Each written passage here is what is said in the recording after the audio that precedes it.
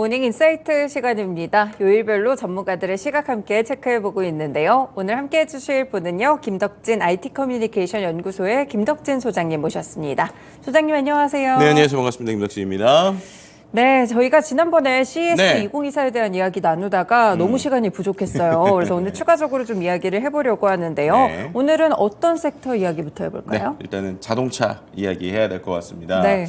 이번에 이 CES에서 되게 보여줬던 것 중에 하나가 자동차가 더 이상 하드웨어가 아니라 소프트웨어가 된다라는 이야기들이 있었거든요. 네. 이게 이제 어떤 개념인지 그리고 이제 이게 과연 의미가 무엇인지 이 얘기를 좀 오늘 좀 먼저 해보도록 하겠습니다. 자동차 하면은 누가 봐도 하드웨어가 뻔한데 그쵸. 소프트웨어라고 하니까 뭔가 자율주행 이야기가 나오려나 이런 기대감도 좀 있습니다. 네. 어떤 이야기들이 있을까요? 일단은 이번에 나온 용어를 좀 설명을 드려야 될 것 같은데 그 용어가 SDV라고 하는 용어입니다. 네. 그러니까 Software Defined Vehicle이라는 개념인데요. 소프트웨어가 정의하는 자동차라는 거예요. 네. 소프트웨어가 정의하는 자동차라는 게 어떤 개념일까 생각을 해보면 이렇게 생각하면 될 것 같습니다. 자동차가 스마트폰이 된다면 그럼 과연 어떤 일이 벌어질까라는 네. 얘기인데요. 이 얘기를 왜 드리는 거냐면 예를 들면 최근에 말씀하신 것처럼 자동차에 뭐 자율주행 기능도 붙고 아니면 뭐 자동차에 다양한 센서도 붙고 막 이렇게 되잖아요. 네. 근데 이게 어떻게 만들어지는가를 생각을 해보면 기본적으로 우리가 이미 차체를 만들고 자동차에 다양한 부품을 붙인 다음에 네. 그 다음에 거기에 뭔가 자율주행을 하거나 그쵸. 거기에다 뭔가 센서를 붙이잖아요.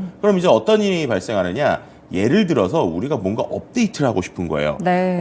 스마트폰이랑 비교를 해보면 스마트폰 같은 경우는 업데이트가 되게 자유롭죠. 뭐 제일 대표적으로 우리가 뭐 예를 들면 메신저를 하고 있는데 눈이 온다. 그럼 갑자기 메신저에서 눈이 막 내리잖아요. 맞아요. 네. 그런 기능을 만약에 자동차에서 구현하고 싶다라고 한다면 이게 일반적인 스마트폰하고 자동차의 차이가 좀 거기서 발생합니다. 무슨 말이냐면 자동차에는 수많은 부품과 센서를 다 만들어 놓은 상태에서 이런 기능을 넣잖아요. 네. 그러다 보니까 뭔가 스마트폰처럼 빠르게 업데이트하다가 어떤 부분에 문제가 생길 수 있는 확률이 높아지는 거예요. 왜냐하면 나중에 들어간 거니까. 네. 그렇게 되니까 예를 들면은 스마트폰처럼 뭔가 자유롭게 업데이트한다는 게 어려운 거죠. 뭐 스마트폰은 어떻게 보면 일주일에 한 번 업데이트되기도 하고 막 여러 가지 앱들이 동시에 업데이트하기도 하고 그러는데 자동차는 그런 것들이 구조적으로 쉽지가 않은 겁니다. 근데 이제 갈수록 이 자동차에서 사람들이 요구하는 게 스마트폰 같은 거를 요구하기 시작하는 거예요. 네. 예를 들면 자율주행차가 되면 정말로 자동차에 운전할 필요가 없다면 가끔씩은 막 자동차가 뭔가 앱 하나 실행시키면은 화면도 좀 가려지고 막 이렇게 시트도 자동으로 눕고 그러면서 영상도 막 되게 최적화하게 나오고 이런 걸 원하는데 네. 이런 걸 하려니까 이게 구조적으로 어려움이 많은 거죠. 그래서 아예 이제 개념을 바꾸는 겁니다. 뭐냐? 야, 처음부터 우리가 자동차라고 하는 걸 정의할 때 기계 덩어리에다가 뭔가를 붙여서 이런 자율주행이나 다양한 전자기술을 활용하는 게 아니라 그냥 처음부터 이거를 스마트폰 만들듯이 만들자라고 하는 이제 개념이 들어오기 시작하는 거예요. 네. 그럼 스마트폰 만들듯이 만든다라는 개념이 뭘까? 라는 걸 이번 CES 좀 잘 보여준 것 중에 하나가 현대차에서 이제 부스에서 이렇게 보여줬었던 42-라고 하는 이제 자회사가 있는데 그 자회사에서 자동차의 미래를 좀 보여준 게 있습니다. 네. 이게 뭐였냐면요. 자동차가 있고 그리고 자동차에 이제 어떤 껍데기 모양을 만들어 놓고 우리가 말하는 엔진 부분 있잖아요. 근데 엔진이 이제는 전기차니까 엔진이 상당히 작거나 모터고 그 다음에 밑에 배터리가 깔리잖아요. 그럼 원래 이 엔진을 넣는 부위에 뭐가 있느냐? 네. 자동차에 컴퓨터 서버가 엄청 큰 게 들어갑니다. 그러니까 엔진 사이즈만한 컴퓨터 서버를 넣어요. 네. 그리고 거기에다가 뭐 우리가 요즘 많이 들어본 GPU, 그러니까 뭐 HB 같은 GPU를 꼽을 수 있는 슬롯이 4개가 넘어요. 그럼 이게 몇 천만 원짜리 서버가 4개 이상, 그래픽 GPU가 몇 개 이제 4개 이상이 메인으로 들어가고 그리고 또 이제 어떻게 되느냐 바퀴 부분 있지 않습니까? 그쵸. 바퀴 부분에 보통 동력계를 주기 위해서 이렇게 뭔가 크랭크축이나 이런 것들이 있잖아요. 그 부분에도 작은 컴퓨터 서버가 4대가 들어가요. 그러니까는 일단 기본적으로 컴퓨터 서버를 5대를 큰 엔진 있는 데다가 한 대 놓고 서버로 4대를 놓은 다음에 네. 거기에 바퀴를 붙이겠다는 거예요. 그러니까 완전히 이제 개념이 달라져 버리는 거죠. 근데 그렇게 되면은 뭐가 되느냐? 아까 스마트폰 얘기를 드렸지만 갈수록 전기차나 여러 가지 애들의 부품들이 적어지고 아예 처음부터 구조 자체를 엔진이 아니라 이런 컴퓨터를 놓고 거기에다가 여러 가지를 붙이니까 네. 마치 스마트폰에서 우리가 스마트폰은 여러 가지 업데이트가 되는 걸로 시작할 거야라고 하니까 그 부품의 배치를 그렇게 하는 것처럼 이런 업데이트나 여러 가지 시스템이 잘 될 수 있게 세팅을 해놓고 움직이는 그래서 소프트웨어 기반의 소프트웨어가 정의하는 비클이다라는 개념이 그래서 나오는 겁니다. 사실상 소프트웨어에 바퀴가 달렸다 그냥 이렇게 보면 될 것 같은데 이렇게 되면 정말 많은 것들이 달라질 것 같아요. 그렇죠. 뭐 예를 들면 아까 말씀드렸던 것처럼 뭐 이런 거가 되는 거죠. 우리가 이제 되게 즐거운 상상을 해보면 크리스마스 업데이트 버튼을 딱 눌렀다. 그러면은 갑자기 이제 조명이 이제 자동차 안에서 어두워지고 그리고 약간 등이 이렇게 숙여지면서 음악이 이제 은은한 게 나오면서 그러면서 또 밖에서는 라이트가 깜빡깜빡거리고 뭐 트렁크가 움직이는 이러한 상상들을 지금은 이게 말이 안 되는 거잖아요. 근데 이 소프트웨어 기반 자동차가 되면 그런 것들을 컨트롤할 수 있다라는 거죠. 조금 더 이제 자세한 생각을 해보면 예를 들면 이게 또 컨텐츠 회사에 미칠 수 있는 영향력들이 있는 거예요. 우리가 보통 이제 자동차를 계속 이제 미래 자동차 생각할 때 대부분 다 그 얘기 하잖아요. 이제 화면 대신에 유리창에 뭐 디스플레이가 된다거나 옆에 모든 게 이제 화면 형태가 된다. 자, 그럼 그런 형태에서 벌어지는 컨텐츠가 어떻게 바뀔까라는 겁니다. 뭐 예를 들면은 특정 영화를 틀었을 때는 그 영화에 맞게 이제 조명의 색깔이나 위치가 바뀌고 예를 들면 디스플레이를 가운데만 썼다가 확장됐다가 뭐 이런 형태들도 가능하겠고 또 요즘에는 이 자동차에 안마 기능이 있잖아요. 그 안마 기능도 갑자기 특정 상황에서 탁 울린다든지 그래서 약간의 효과를 준다든지 이런 것들이 충분히 어떤 컨텐츠 하나에서도 구조적으로 가능해지는 게 바로 이런 이제 어떻게 보면은 소프트웨어가 정의하는 비히클에서 가능한 일이고요. 또 이제 이뿐만 아니라 이번에 나온 건 아니고 이미 컨셉은 2019년부터 나왔던 건데 감정의 내비게이팅이라는 기능이에요. 어떤 걸까요? 이게 뭐냐면 우리가 보통 내비게이션을 예를 들면 제가 저희 집에서 뭐 여기 합정동 스튜디오까지 해줘 그러면 이제 길을 인도하잖아요. 근데 거기에 제 감정의 상태도 갈 때까지 변화를 시켜주는 거예요. 자, 이게 실제로 이번에 그 현대차에서도 비슷한 컨셉을 한번 냈고 실은 기아차에서 2019년에 비슷한 컨셉을 냈는데 이런 겁니다. 제가 차를 탈 때 이 차에 있는 카메라나 센서들이 제 지금의 기분이나 심박도 같은 걸 이제 그 모니터링이 되니까 제가 지금 어떤 컨디션인지를 봐요. 예를 들면 지금 당신은 되게 좀 긴장 상태인 것 같고 뭐 이렇게 심박수도 높은 것 같은데 자, 그럼 지금부터 뭐 예를 들면은 합정도까지 가는데 한 30분 걸리는데 30분 안에 당신의 감정을 어떻게 만들어 드릴까요? 라고 하는 거예요. 예를 들면 그러고 나서 익사이팅하게 만들어 줘라. 릴렉스하게 만들어 줘라. 이런 걸 이제 고르는 거예요. 그럼 제가 릴렉스하게를 골랐어요. 그러면 이 시나리오는 일단 자율주행차라는 기반입니다. 그럼 자동차가 자율주행으로 가는 동안 저는 뭘 하고 있느냐? 제 감정을 30분 동안 릴렉싱 시켜주는 거예요. 그럼 이제 어떻게 하는 거냐? 예를 들면 아까처럼 그 릴렉스 모드를 시작을 하는 순간 자동차가 가잖아요. 근데 이 자동차에 앞에 있는 예를 들면 제가 원래 그 자동차의 시야를 봐야 되는데 어차피 자율주행이니까 이 유리가 반투명이나 완전히 이제 가려져요. 그렇게 되면서 이제 그 예를 들면 명상 음악 같은 게 나오고 향도 좀 좋은 향이 나오고 그렇게 되면서 이제 등에서 약간의 두둥두둥 하면서 이렇게 마사지를 이렇게 쳐주는 이런 형태의 어떠한 감정의 그 변화시킬 수 있게 릴렉스 해주게 도와주는 거죠. 그리고 나서 실제로 이제 그 현장에 도착을 하면 내리기 전에 한 번 더 제 심박수랑 여러 가지를 상황을 확인을 해서 그래서 당신이 원래 이런 정도의 컨디션이었는데 이 정도로 저희가 바꿔드렸습니다라는 걸 자동차 안에서 한다는 거예요. 그러니까 결국에는 이제 자동차가 단순한 운전 도구가 아니라 뭐 우리의 어떠한 삶에서의 케어를 해주는 이런 형태로까지 늘어날 수 있다라는 거고요. 그리고 또 한 가지는 이번에 기아차에서 나온 건데 목적 기반 자동차 PBV라고 하는 형태도 우리가 생각해 볼 수 있습니다. 그러니까 예를 들면은 자동차 자체에서 아까 말씀드린 대로 자율주행이 되니까 굳이 막 이런 컨셉까지 나오는 거예요. 굳이 운전자가 꼭 유리창을 바라보게 앉아야 되냐. 그래서 어떤 버튼을 누르면 어떻게 보면 운전대가 이렇게 올라가고 그럼 공간이 생기잖아요. 그 상태에서 시트가 이렇게 돌아가는 거예요. 그래가지고 예를 들면 자동차 안에서 약간 방처럼 쓸 수 있게 되는 이런 구조도 나오기도 하고 심지어 이제 이번에 PBV 관련돼서 기아차에서 보여준 것 중에 레일 컨셉이 있어요. 그러니까 자동차의 뒷단에 다 이렇게 레일 구조로 돼 있는 거예요. 그러면은 그 안에 뭔가를 넣었다 뺐다도 쉬우니까 시트를 넣었다 뺐다 할 수도 있고 그 시트 부분에다가 우리가 팝업 스토어 같은 카페 이런 그 도구 있잖아요. 그런 걸 밀어 넣었다가 빼는 이런 형태도 되고 심지어 이제 예를 들면 내가 여기를 짐칸으로 쓰고 싶다. 그러면은 그 안에서 자동차의 시트를 접거나 빼면 완전히 짐칸으로 쓸 수 있는데 거기에 또 모듈화되어 있는 블록 같은 거에 짐을 넣어요. 그럼 뭐가 되냐면 예를 들면 제가 아주 큰 뭐 예를 들면은 중형 뭐 어떤 우리가 말하는 뭐 스타렉스 수준의 그 정도 크기의 차에다가 짐을 가득 실어 놓으면 지금 모닝 정도 되는 사이즈의 자동차가 옆으로 와서 그건 자율주행이에요. 그래서 거기에다가 예를 들면 큰 짐 몇 개 중에 일부를 그게 다 자동으로 이제 실는 네네. 겁니다. 그렇게 되면은 우리가 이제 상하차라든지 여러 가지를 할 때 이제 거점 기반의 어떤 움직임들도 이 자동차가 도와줄 수 있다. 그래서 자동차가 아까 말씀드린 대로 운전에서 자유로워지고 그 안에서 여러 가지 목적 기반을 할 수 있는 것들을 가능하게 하는 소프트웨어가 정의하는 자동차가 되는 순간 되게 그 안에서 벌어질 수 있는 일들이 지금과 다르게 되게 확장될 수 있다 이렇게 말씀드릴 수 있는 것이죠. 정말 나만의 공간이 생기는 그런 느낌일 것 같다라는 이야기들 자동차의 변화와 함께 들어봤습니다. 앞서서 말씀 주신 대로 이제 뭐 잠깐 투명 디스플레이나 이런 이야기들도 있었던 것 같은데요. 운전석에서 앞유리에서 이렇게 영화를 네. 볼 수 있고 이런 공간이 된다고 하는데 결국 디스플레이 기술도 중요할 것 같거든요. 그렇죠. 그러니까 디스플레이 기술 같은 경우에는 이제 결국에는 우리가 자동차 안에 있는 모든 유리가 디스플레이가 된다.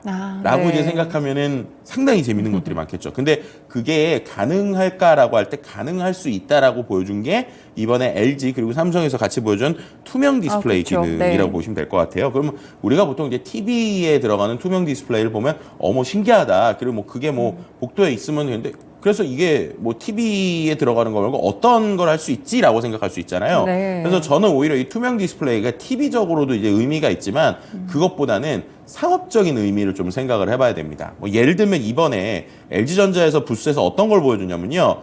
페이셜 리코그니션 디스플레이라는 걸 보여줬는데 이게 뭐냐면 얼굴을 인식을 하는 디스플레이라는 거예요. 그럼 얼굴을 인식하는 디스플레이가 뭐냐? 이거 생각하시면 됩니다. 우리가 카페 같은 데 가면 이런 이제 케이크 같은 거 놓는 어떤 유리 냉장고가 있잖아요. 네. 근데 대부분 어떤 분들이 보면 그 유리 냉장고에 케이크를 놓으면 뭐 케이크 할인이다. 그럼 거기다가 이제 마카나 이런 펜으로 유리에다 쓰시잖아요. 맞아요. 네. 근데 그 유리가 디스플레이가 된다고 생각하시면 돼요. 그럼 이제 이걸 갖고 뭘 할 수 있겠어요? 예를 들면은 사람들이 어떤 상품을 계속 지켜봐요. 그 예를 들면 유리 디스플레이에서 이거를 너무 먹고 싶은 사람들이 계속 이걸 본다라고 한번 생각해 보세요. 근데 그게 예전에는 체크가 안 됐는데 이제 카메라 센싱 기능이 좋아지니까 네. 사람들이 들어가면 특정 부분에 있는 그 케이크만 바라보더라라는 게 데이터가 생길 거잖아요. 네. 그러면 그 앞에가 디스플레이가 된다라고 하면은 갑자기 그 사람이 들어오면 어서 오세요 하면서 바로 이 케이크입니다 하면서 그 유리창 전체가 디스플레이로 색칠이 딱 되면서 예를 들면은 어떤 케이크 부분에만 동그라미에는 투명한 거예요. 네. 지금 이 상품이 15% 할인입니다. 이런 식의 이제 아주 다이나믹한 디스플레이의 구성을 할 수 있게 된다는 게 바로 이 투명 디스플레이가 갖는 어떤 의미라고 볼 수 있을 것 같고요. 네. 그럼 그런 관점으로 치면은 말씀드린 것처럼 이게 자동차 유리에 들어가면 자동차 유리도 내가 원하는 형태의 정보를 표시해 줄 수 있는 정보의 어떤 기계가 될 수 있고 또 그 다음에 아까 말씀드린 대로 투명과 반투명이 조절이 되기 때문에 그 안에서 여러 가지의 형태의 우리가 어떤 상상력들을 동원할 수 있다. 즉 반투명 디스플레이나 투명 디스플레이는 이중 디스플레이라고 하는 게 단순히 TV에서 쓰이는 거가 중요한 게 아니라 이게 이제 상업적으로 어떻게 쓰일까를 생각을 해보면 뭐 광고판이라든지 여러 가지 것들을 우리가 좀 대체할 수 있는 이런 기능까지 될 수 있다라고 말씀드릴 수 있을 것 같습니다. 조금 더 상상력을 발휘해가지고요. 자동차가 좀 더 발전을 한다면 또 플라잉카 이야기도 나올 수가 있을 것 같은데요. 사실 이전에 뭐 기업들이 언급을 안 한 것들은 아닙니다. 뭐 상용화 계획들이 있었는데 이와 관련된 내용들도 있었을까요? 네, 뭐 말씀하신 것처럼 이번에 그 현기차의 어떤 미국 법인에서 이런 이제 플라잉 드론, 뭐 플라잉 카 이런 개념에 대해서 이렇게 보여주기도 했고 실제로 CES에 가면 그런 회사들이 많아요. 뭐 예를 들면 우리가 이런 거 이제 띄울 거다. 그래서 네. 실제 이제 뭐 모형들을 보여주긴 하는데 거기서 띄울 수는 없으니까 이제 정말 보면 꽤 크네, 꽤 괜찮네라는 생각을 하거든요. 근데 실은 이거의 원조격이라고 할 수 있는 게 이제 중국의 이항이라고 하는 곳에서 이미 한 2019년이었나요? 2020년 이때부터 이제 어떻게 보면은 이제 이게 미래 드론의 어떤 모습들을 보여줬었어요. 그래서 제 기억에 2016년에 CES 2016년부터 이미 나르는 드론이라는 개념이 나오기 시작을 했습니다. 네. 그래서 이게 진짜 나르는 거야? 라고 할 때 오히려 기술보다는 법규나 여러 가지 안전성이나 가이드라인들 때문에 제대로 못 날랐는데 근데 이번에 중국에서 어쨌든 이 드론 택시라고 하는 거를 이제 실제로 운영할 수 있게 비행 적합성을 공식적으로 인증했다라는 게 2023년 12월에 나왔어요. 네네. 그러니까 아까 말씀드린 대로 2016년에 이 기술이 만들어졌지만 이게 어떤 기술적 이슈나 아니면 이게 그 정책적 이슈들 때문에 못하고 있던 게 네. 7년 만에 쉽게 말하면 이제 하늘길이 열리기 시작을 한 거죠. 네. 근데 그렇게 되면 어쨌든 지금 한 이제 2024년이 됐으니까 과연 2024년에 중국에서 정말 이 드론 비행을 제대로 할 수 있을까에 대한 것들을 검증을 하겠죠. 그럼 그 안에서의 변화를 보면 결국 이게 가능하다. 불가능하다라는 게 올해는 확실히 좀 이게 나오지 않을까라고 네. 볼 수 있을 것 같고요. 자연스럽게 우리나라에 있는 지금 현기차에서 만들고 있는 기술들 역시도 뭐 많이 들으셨겠지만 저기 테헤란로 근처에서 우리가 정말 지금 큰 공사들을 하고 있잖아요. 그 부분에 있는 모든 도로가 이제 세팅이 됐을 때 그때 이제 어떤 드론 스테이션도 만든다라고 하는 게 지금 현대의 어떤 그림이기 때문에 그러면은 중국에서의 좀 그 비슷한 안정성들이나 이런 것들에 대한 게 좀 상용화를 위한 준비들이 좀 테스트가 되면 우리나라에도 들어올 수 있는 것이 아닌가라는 그림을 그릴 수 있을 것 같고요. 더 중요한 것은 이 데이터입니다. 그러니까는 이게 실제로 뭐 예를 들면 드론을 하늘에 날려본다고 해도 지금부터 네. 사람들이 탄 드론을 뭐 예를 들면 1년 안에 1년 365일 내내 날린다고 해도 이게 데이터가 충분하지 못할 수도 있잖아요. 그렇죠. 혹시 또 불안할 수도 있고.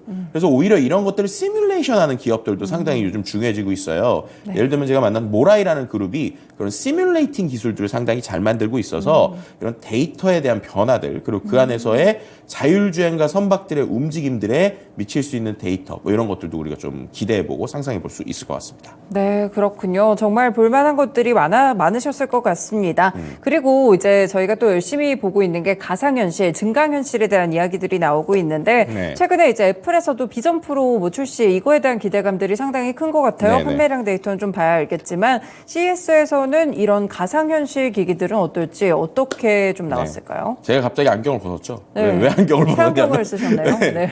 이게 뭐냐면요. 선글라스가 아니고요. 이게 스마트 안경입니다. 네. 이 얘기를 좀 드리려고 제가 이걸 썼는데, 그러니까 뭐냐면, 이게 지금 메타와 레이벤이 같이 만든 스마트 네. 글래스인데요.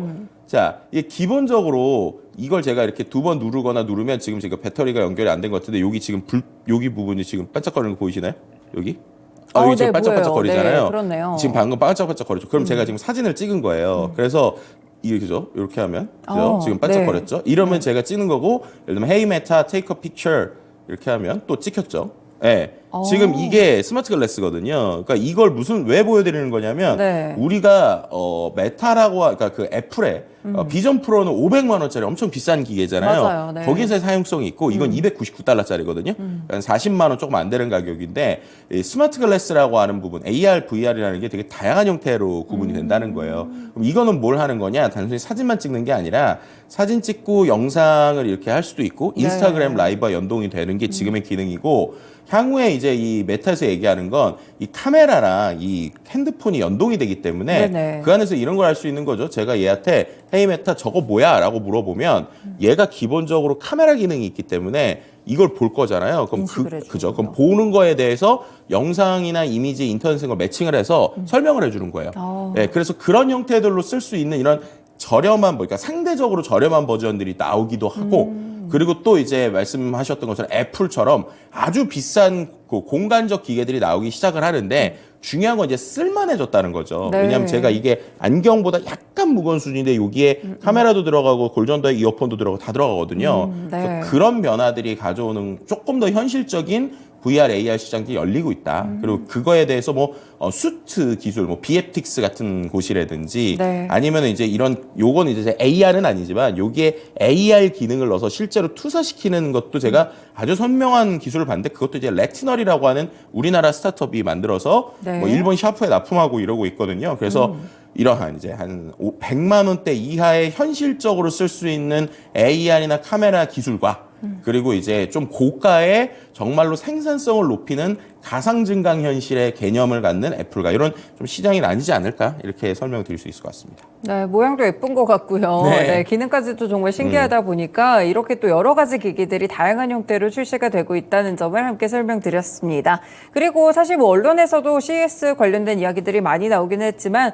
상대적으로 좀 관심을 덜 받았던 기업이나 좀 주목해 볼 만한 스타트업이 있었을까요? 우리나라에서 좀 주목해 볼 만한 부분은 마이크로소프트의 사티아 나델라 회장이 콕 찍어서 방문한 곳들이 있었거든요. 네. 제일 대표적인 게 이제 만드로라고 하는 우리나라의 스타트업인데 거기 같은 경우에는 휴머노이드 로봇이 아니라 이렇게 팔 있잖아요. 특히나 이제 예를 들면 불의의 사고로 손가락을 잃으신 분들 네. 그런 분들을 위한 의수를 만드는데 의수를 팔 단위로 만드는 게 아니라 손가락 단위로 만들어서 손가락 2개만 대체하는 이런 기술들을 만들어라고 하는 데서 만들어 주기도 했고요. 네. 혹은 가우디오랩이라고 하는 회사도 이제 방문을 사티아 나델라가 했는데 가우디오랩 같은 경우에는 효과음입니다. 그러니까 음성을 구분해서 들을 수 있는 이런 기술이라고 말씀드릴 수 있을 것 같고요. 그리고 방금 지금 화면에서 나오고 있는 건 제가 앞서서 말씀한 비에픽스라는 이것도 이제 우리나라의 스타트업인데 네. 이것 같은 경우에는 예를 들면 VR 수트라든지 아니면 장갑 기술을 만들어서 어떤 우리가 떨림이나 느낌들을 VR 상태에서도 제대로 느낄 수 있는 이런 것들을 보여주는 이런 회사들이 좀 주목받았다라고 말씀을 드릴 수 있을 것 같습니다. 네, 정말 신기한 기업들이 많은 것 같습니다. 사실 이렇게 기술이 빠르게 발전하는 만큼 그와 더불어서 좀 지속 가능한 발전 이 부분을 좀 고민을 해봐야 될 것 같은데요. 어떤 기술들이 있었을까요? 일단은 한 2개 정도 설명을 드리면 좋을 것 같은데 하나는 이제 존 디어라고 하는 항상 이 농업 기술을 항상 많이 얘기하는 존 디어에서 이번에 또 그 비료 살포기뿐만 아니라 이렇게 그 밭을 정확한 위치로 이렇게 이제 계속 파면서 그 안에서 정확하게 씨를 간격에 맞춰서 뿌리는 이러한 자율주행 트랙터를 보여줬고요. 네. 그다음에 또 이제 우리나라의 그 미드바르라고 하는 한동대학교 창업 기업이 있어요. 근데 그 기업 같은 경우는 정말 이렇게 말씀드릴 수 있을 것 같은데 우리가 뭐냐 화성에서도 농업을 할 수 있는 이런 네. 기술이었다. 그래서 아주 이제 에어팜이라고 하는 기술을 통해서 이러한 그 물 부족 국가들에 대한 어려움들을 좀 해결을 해줬다. 뭐 이렇게도 같이 좀 말씀을 드릴 수 있을 것 같습니다.